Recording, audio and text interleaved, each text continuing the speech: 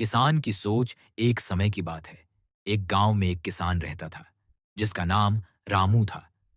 रामू बहुत मेहनती था, लेकिन उसकी फसल हर साल मौसम की मार से खराब हो जाती थी। कभी सूखा पड़ जाता तो कभी बाढ़ आ जाती।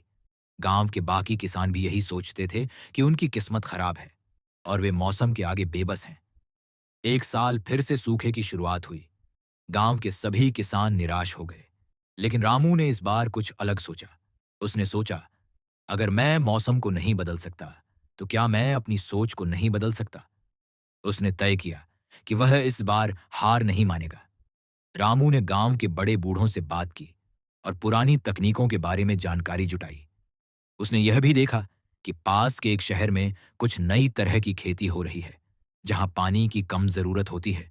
उसने फैसला किया कि वह अपने खेत का कुछ हिस्सा उन नई तकनीकों से सींचेगा। गांव के लोग उसका मजाक उड़ाने लगे।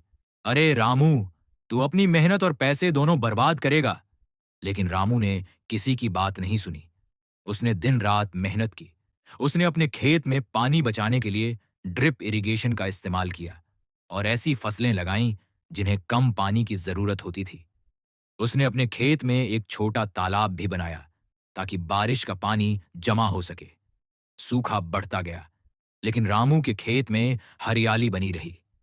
जब फसल कटने का समय आया, तो जहां बाकी किसानों के खेत खाली पड़े थे, वहीं रामू के खेत में अच्छी फसल हुई थी।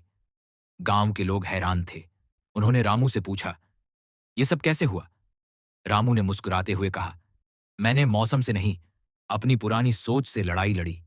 मैंने हार मानने की बजाय कुछ नया सीखने की कोशिश की। इस कहानी से यह प्रेरणा मिलती है कि जब परिस्थितियां हमारे बस में न हों, तो हमें हार मानकर नहीं बैठना चाहिए, बल्कि अपनी सोच और तरीके बदलकर आगे बढ़ना चाहिए।